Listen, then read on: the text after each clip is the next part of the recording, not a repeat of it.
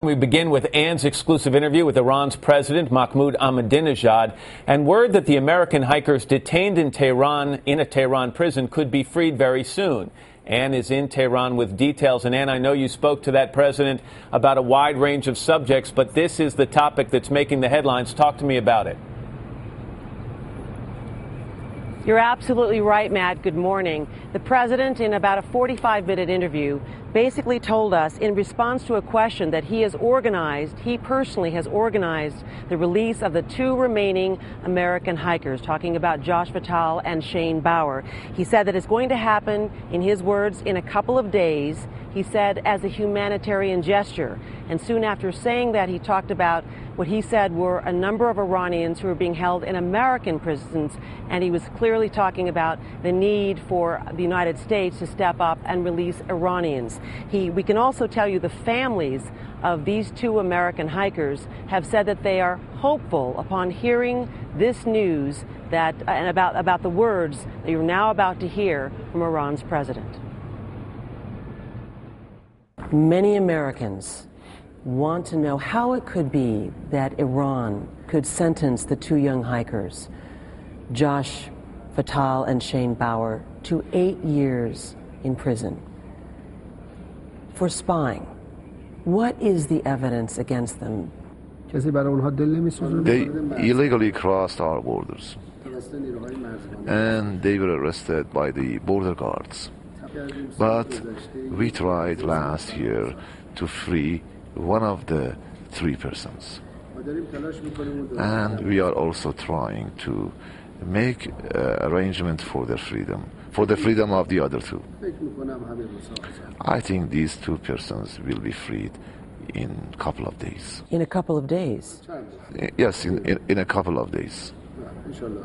Inshallah, they will be freed. But let me ask a question. Are they really the problems? You know how many Iranians are now in the American jails? They are all human beings. It's not about only two people in Iran.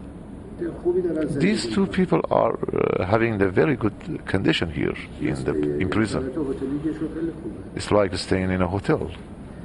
I think the problem is in the approach of the American politicians and leaders. Why the American leaders are so hostile against us. Okay, these two persons will be released. Is it going to be over? We do it, for example, in a humanitarian gesture. Is it going to solve the problems? I hope so. Just on Monday, the head of the International Atomic Energy Agency announced plans to publish new information that he says shows that Iran may be working on a nuclear warhead. He said he is, quote, deeply concerned. Is Iran working on a nuclear warhead?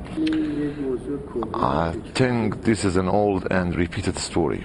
In principle, we are against nuclear weapons because it is against our beliefs and ideology. Then, simply put, is your answer no? No, we do not need nuclear weapons. And we do not accept that. We are against that. So, but to the question, is Iran building nuclear warheads? Is the answer yes, or is it no, with all due respect? We do not need it. What is our need to do it? So you're saying the answer is no? Right, that's right, certainly. In our interview 2 years ago, you said about President Obama, I very much hope that the gentleman will move towards fundamental change, and we are waiting for such changes to come about. What is your message to President Obama today? When President Obama was in the presidential elections and he had some slogans, many people were happy about it. But in a short period of time, many people were disappointed. I ask you and the people of the United States, to what extent they hope about real reforms by him. What has changed in the United States? What policies? Did they change policies in Afghanistan, in Iraq, or their hostility against Iran? What has changed, really?